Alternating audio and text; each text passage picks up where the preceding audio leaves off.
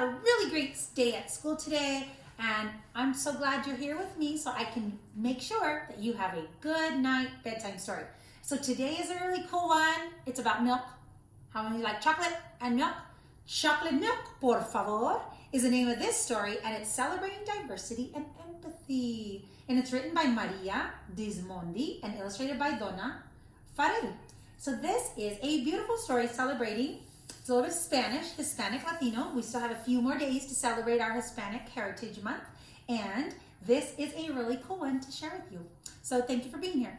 Hola comunidad de Greenfield, soy Superintendente Galván, otra vez leyendo una historia con ustedes. Es la hora de dormir y ojalá que ustedes tomaron un excelente día y están listos para descansar. Esta historia se llama Leche y Chocolate, por favor, celebrando la diversidad y en la comunidad de nosotros. So we get to read this together. Y es escrito por Maria Dismondi, ilustrado por Donna Farel. So here we go. Johnny was walking into school when he first saw the new kid. Wait, what a baby, he thought, as a boy cried and held his mother's hand. She whispered something to him, words that sounded different to Johnny. Delicioso. The boy smacked his lips as his mother handed him a chocolate milk. Let's welcome Gabe to our classroom family. He will not understand our words at first. Think about what you can do to help him. Johnny's teacher announced with a smile. Johnny didn't smile. He didn't like boys who cried. At reading time, Gabe sat next to Johnny. Johnny pulled his book close to his chest. I'm not sharing with him, he thought. Crybaby, whispered Johnny to Gabe. Gabe didn't say a word. It was lunchtime. Gabe whispered to the lunch aide. Leche con chocolate, por favor. The boy behind him announced. I think he wants chocolate milk. Johnny watched his friend help Gabe and spoke up. Look, he's not like us. He can't even order his lunch. Johnny sat and enjoyed his lunch while Gabe sat alone, drinking his chocolate milk. During recess, Johnny spotted Gabe doing a tricky soccer move he had been trying to master for weeks. He just couldn't do it. Now Gabe knows a little bit more than Johnny knows. Join our team, a girl shouted to Gabe. Gabe didn't move until she motioned for him to come over. Gabe waved over to Johnny before running to the field, but Johnny ignored him. The team high-fived their new teammate. Well, look at him. He thinks he's so cool, Johnny told himself as he blinked and held back tears. I won't be a crybaby. Johnny's jaw dropped. Why were they being nice to Gabe? What fun was he when he couldn't even talk? All week, Johnny watched Gabe from a distance.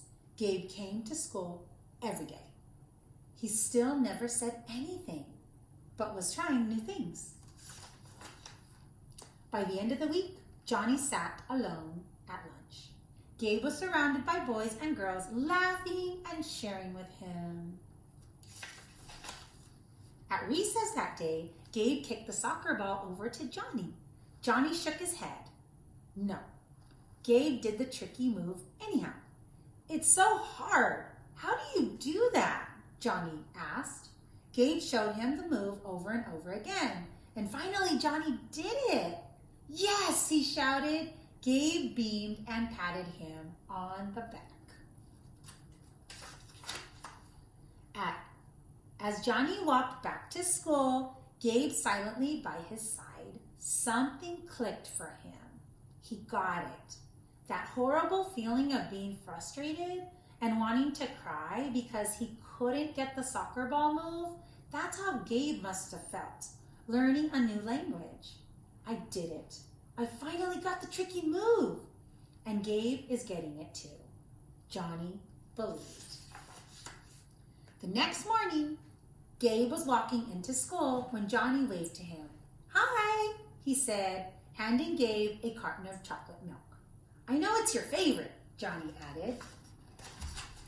"Thank you," Gabe replied. Johnny and Gabe both smiled. Today would be a great day. Johnny learned that actions speak louder than words. He understood that to have a friend is first to be a friend. And having a friend meant the world to Johnny. And that's the real Gabe. Oh my gosh. So the author, this story is fiction, but it's based on an experience I shared with my first grader, Gabe. Gabe showed courage and strength as he transitioned into an English-speaking environment, moving to the United States for his father's work just days prior to the start of school. My students were amazing in helping Gabe adjust to the new school. They respected each other's differences and learned from them. We made it a point to celebrate the diversity in our classroom family. I believe acts of kindness are worth more than 1,000 words. It's true. I witnessed it firsthand. So this author is actually a teacher who learned from her students. And I know a lot of you might have friends that recently come from Mexico or another country, and it's hard when you come to a new school and you don't know anyone. So this is good that they finally learned Johnny learned how to take care of Gabe. So thanks for joining us. This was a really good story, and it makes you think about how you're good friends to others too. Okay? So I'm Mrs. Galvan, sending a great big bear hug from our family to yours.